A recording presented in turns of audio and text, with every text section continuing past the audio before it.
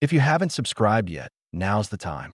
When the channel reaches 1,000 subscribers, I'll share a surprise story I've prepared especially for you. The outskirts of the Roman frontier fort smelled of smoke and ash. A caravan had been struck only days before, leaving scattered remnants of broken wagons, torn cloth, and the occasional body buried shallowly in the sand. The area was hostile and lawless, with tribes raiding supply routes and travelers abandoned if they slowed the pace. Among the ruins, a slave girl staggered forward. She had once been part of the caravan, property dragged along to haul goods and obey orders.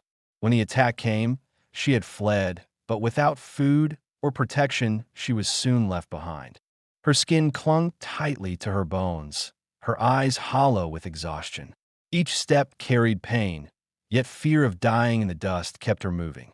She had been beaten too many times in her life to expect kindness, but hunger stripped her of hesitation. Inside the fort, soldiers were gathered around fires, repairing gear or gambling with dice.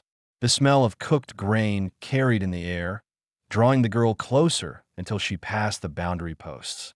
Her legs gave out just inside the camp perimeter, and she collapsed on the ground, gasping. A legionary noticed her. He was not young, his face lined from years of marching and campaigns in distant provinces. His name was Marcus, a man who had enlisted in his youth and risen no higher than a simple infantry rank. Too many years had gone by filled with battles that blurred into one another. He had buried comrades on every frontier. Behind his silence lay the memory of a family lost long ago to disease while he was stationed abroad, grief that hardened him but never faded. He had chosen to remain a soldier because it gave him structure, food, and a place where no one asked him to share his pain. Marcus was sitting near a fire, sharpening his gladius, when the girl's shadow crossed his vision. His first instinct was suspicion. Strangers in camp meant trouble. Yet when he saw her trembling hands claw at the dirt, and the way her chest rose and fell unevenly from hunger, he hesitated. She whispered something, her voice hoarse, almost incoherent. "Is your flesh so tender?" It was not said with malice, only desperation, a broken attempt at asking for food. He frowned, uncertain whether to push her away or let her stay. Regulations did not demand mercy, but he also knew that to cast her back into the wilderness was a death sentence. He said nothing, only tore a small piece from his loaf of bread and placed it on the ground between them. The girl's name was Livia. She had been sold into servitude at a young age, used to orders and punishments, never her own choices.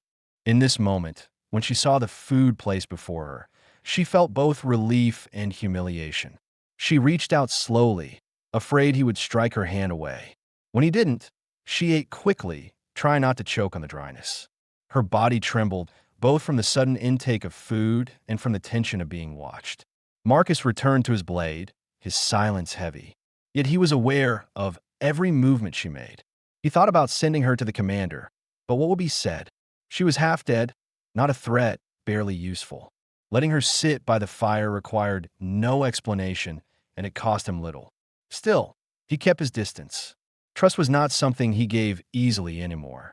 As the night fell, the girl shifted closer to the fire, wrapping her arms around her knees, eyes darting between the flames and the man beside her.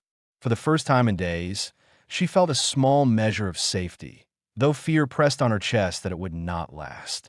Marcus, used to the silence of long campaigns, found her presence intrusive, yet when she coughed softly and shivered, he did not chase her away. He sat still, sharpening his sword under the crackle of the fire, telling himself it was only one night. But in the quiet of his mind, he admitted a truth. The look in her eyes reminded him of the emptiness he carried within himself. The night passed slowly at the edge of the Roman camp. The girl, Livia, slept in uneasy fits, waking at every sound of armor shifting or men laughing from other fires. She had learned through years of servitude that rest was a weakness, yet exhaustion forced her eyes shut again and again. At dawn, when the first light spread across the fort walls, she woke to the faint smell of boiled grain. Her stomach clenched with sharp hunger, a reminder that yesterday's scraps had only awakened her body's needs rather than satisfied them. She turned her head cautiously toward Marcus, the legionary who had given her food. He was already awake, seated near the fire, fastening his worn sandals with practiced efficiency. His movements were steady, controlled, the motions of a soldier who had repeated the same tasks for decades. Livia hesitated, unsure if she was allowed to remain there. No one had told her she could stay. No one had told her she should leave. She waited for him to speak, but he said nothing. In Chapter 1, the audience might have wondered, who controls this camp, and why did Marcus not hand her over? The fort was commanded by centurions and overseers who expected order, but soldiers often looked the other way if a camp follower or stray servant lingered near the fires, as long as there was no trouble. Marcus's decision to keep silent was deliberate. He had seen the girl's fear, her wasted frame, and he judged that reporting her would lead only to further suffering. The army had no use for mouths that could not carry loads or wield weapons. For now, she was safer by his fire than anywhere else. When Marcus noticed her eyes open, he reached into his ration bag and tore another piece of bread. He set it beside her on the ground, the same way as before, without looking at her directly. It was not an invitation, only a simple offering. Livia studied his face carefully, searching for any sign of anger or demand. Finding none, she picked up the bread with slow fingers and ate in silence. After finishing, she rose on unsteady legs and walked a short distance, gathering dry twigs and branches scattered near the camp's edge. When she returned and set them by the fire, Marcus finally looked at her. His eyes narrowed, not in hostility but in surprise. Few slaves acted without command. She lowered her gaze, afraid she had overstepped. Instead of rebuke, Marcus placed one of the branches into the flames, acknowledging her effort without words. The soldiers nearby occasionally glanced at the girl, whispering to one another. Some smirked, others ignored her. In any Roman camp, a woman without ownership was either pitted or exploited. Marcus noticed the stares and shifted his position closer to her, not as a gesture of affection, but as a barrier. He did not fully understand why he did it, but he knew their eyes unsettled her. Throughout the day, Marcus kept to his tasks, cleaning his armor, checking the straps of his shield, and preparing for the next watch. Livia sat close, her hands folded in her lap, trying to make herself small. Yet every so often, she glanced at him. She wondered why he had not driven her away. She had been taught that men like him only saw slaves as tools or burdens. His silence left her guessing. Did he see her as a nuisance, a duty, or something else entirely? When the sun began to set, Marcus spoke his first clear words to her. His voice was low, rough from disuse. "You carry wood again tomorrow. Stay near the fire. Do not wander." The words were not gentle, but they were not cruel. To Livia, they meant permission to remain. Relief spread through her chest, though she kept her face calm, afraid to show too much. That night, she slept closer to the flames, her body less tense than before. Marcus lay with his sword at his side, as always, his eyes scanning the camp before closing. For years, he had chosen solitude as protection.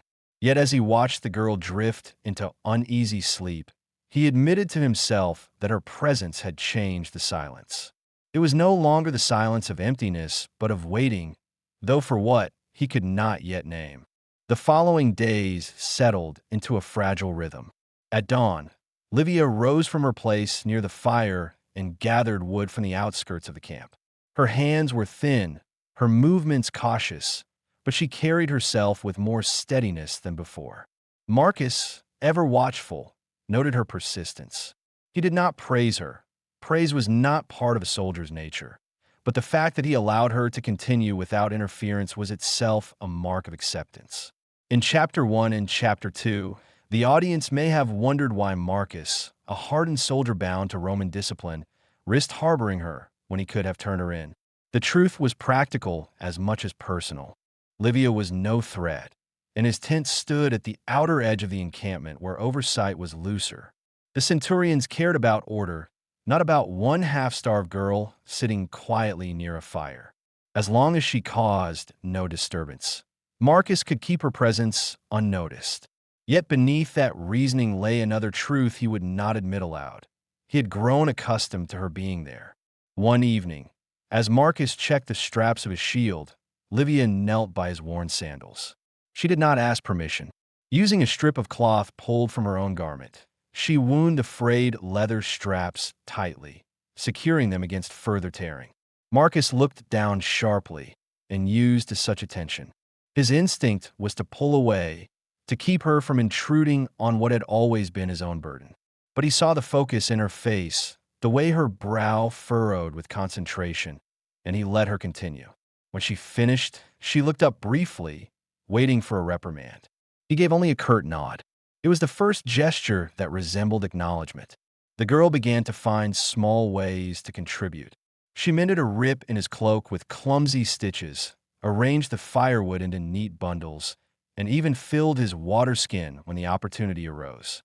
Her actions were not driven by command, but by a need to prove she was worth the bread he placed near her. To live as a slave had taught her that usefulness meant survival. Yet for the first time, she sensed that her labor was not demanded, but chosen. This difference confused her and quietly gave her strength. Marcus, for his part, remained outwardly unchanged.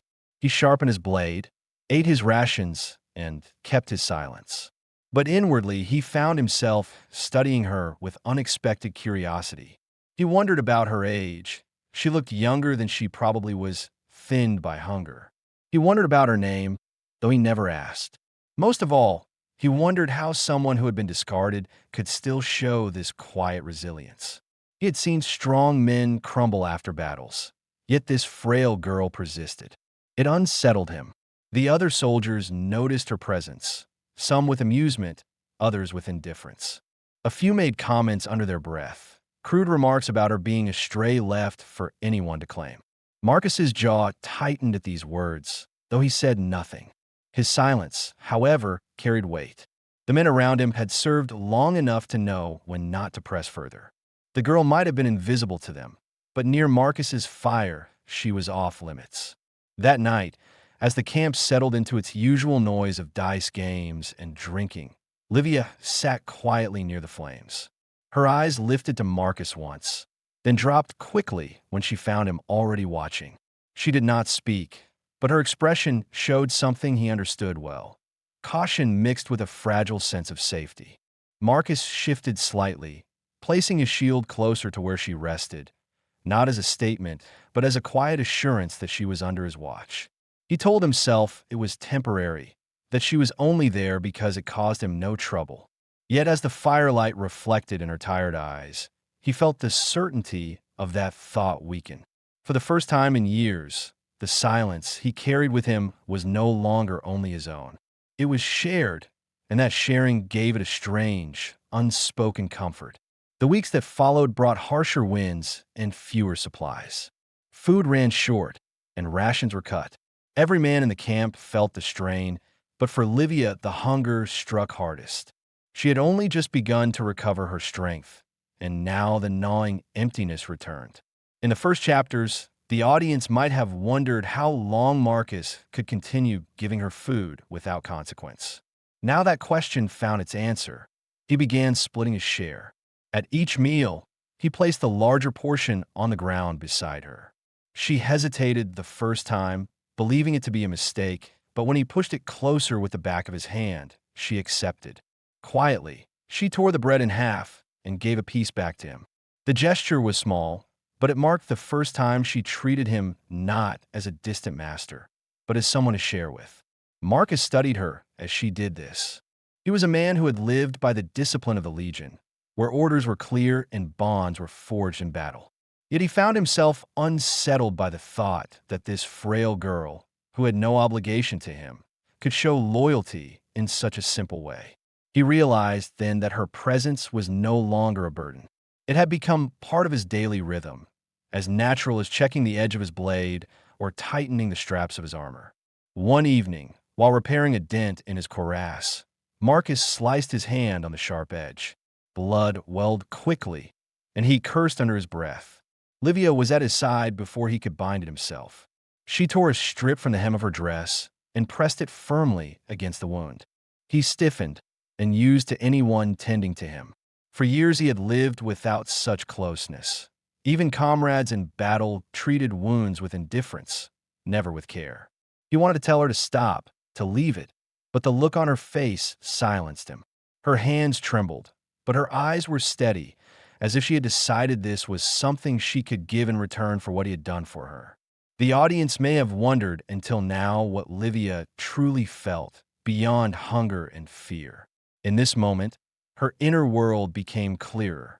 She had been treated as little more than property for so long that the act of choosing to help, to give, not to be forced, was unfamiliar. It frightened her, yet it also gave her a fragile sense of dignity she had not felt in years. For Marcus, the wound was nothing. For her, it was a chance to prove she was not simply a mouth to feed. That night, when the air grew colder, Marcus spread his cloak across the ground and motioned for her to sit closer to the fire. She obeyed carefully, sitting within the space he allowed, but not daring to touch. After a long silence, he shifted the cloak so it covered them both. It was not a gesture of affection, but one of practicality against the night chill. Still, for Livia, it meant more. She felt her shoulders ease, the constant tension in her body loosening. For the first time since she had stumbled into the camp, she slept without waking at every sound.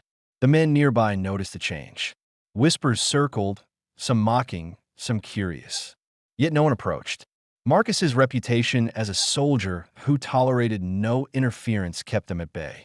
In earlier chapters, it may have been unclear why the others respected his silence.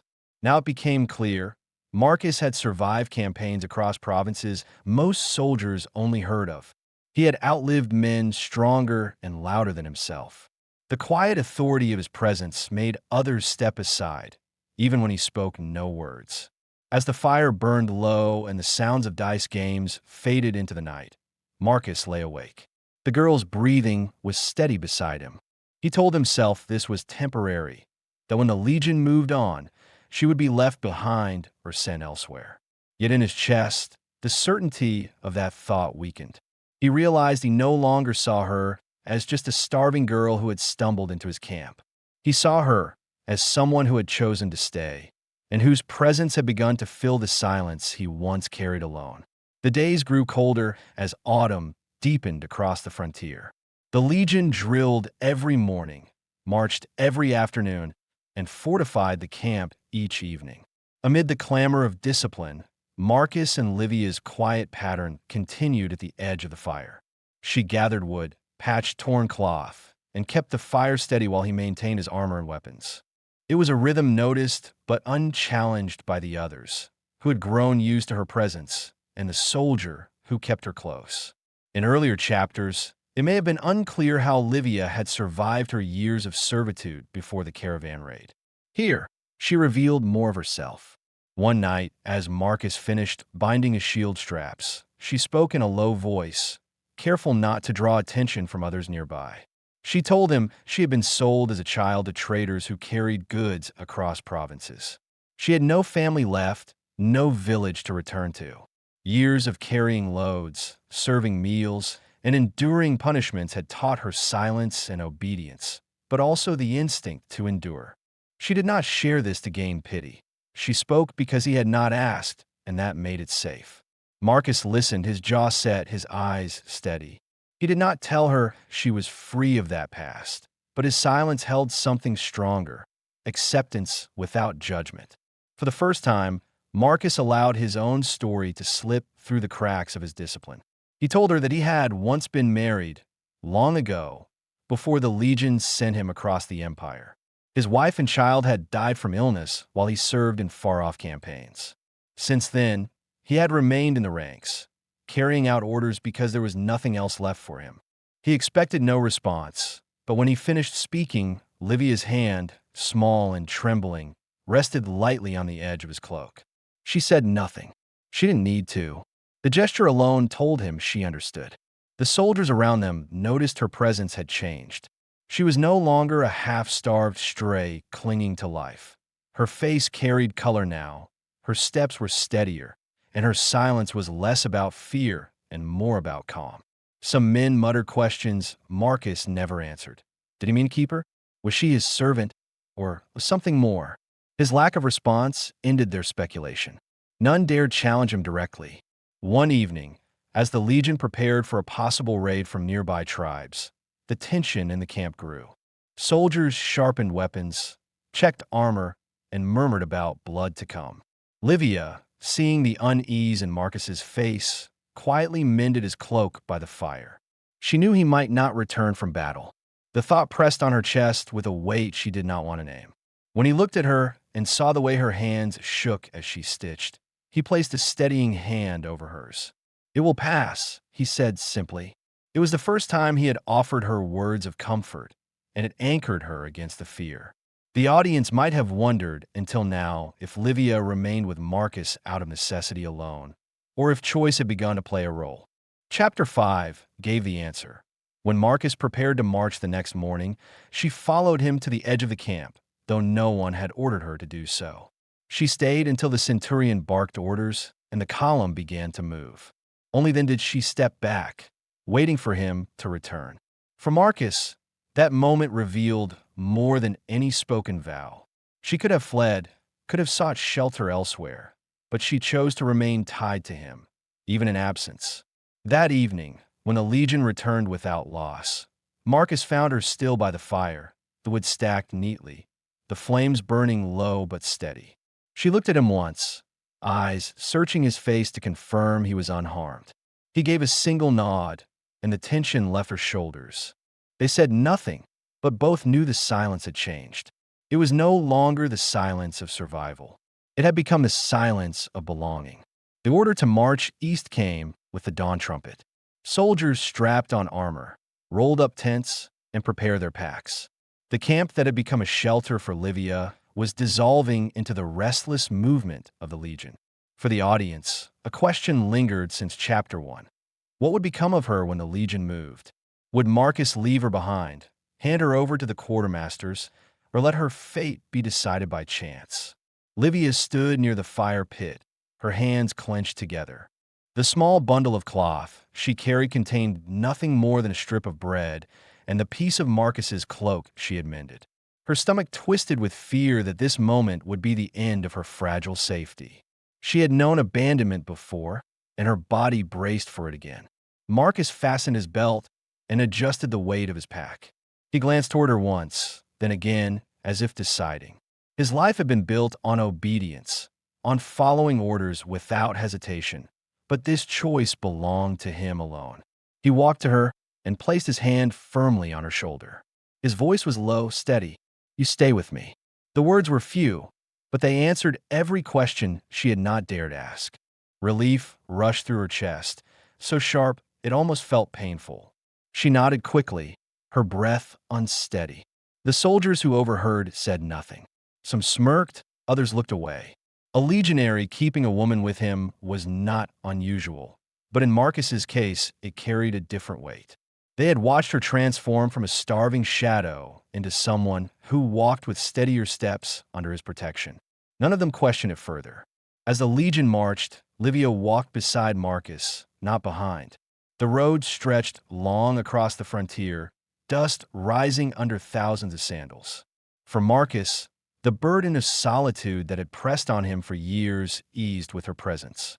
He had carried loss and silence as his only companions, but now he carried something else, responsibility and a faint but certain sense of belonging. At the evening halt, when tents were raised again, Livia worked as she always had, gathering firewood, arranging the fire, setting his gear in order. Yet there was no longer fear in her movements. She knew she would not be cast aside. When Marcus sat by the flames and handed her half his ration, he did not place it on the ground as before. He gave it directly into her hand. That night, as the camp settled into quiet, she leaned against him under the shared cloak. Her breathing was calm, no longer broken by sudden jolts of fear. He rested a hand lightly across her arm, a gesture neither of ownership nor command, but of recognition. They did not speak of the future, not of freedom, nor of return, nor of battles yet to come. What mattered was that they had chosen to remain together.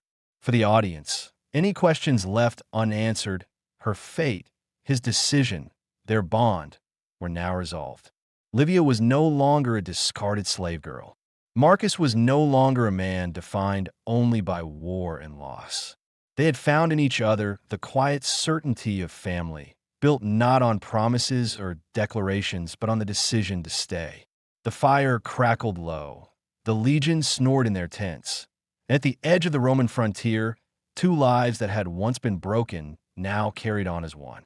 Their story did not end in despair, but in the steady warmth of survival shared, a life continued side by side.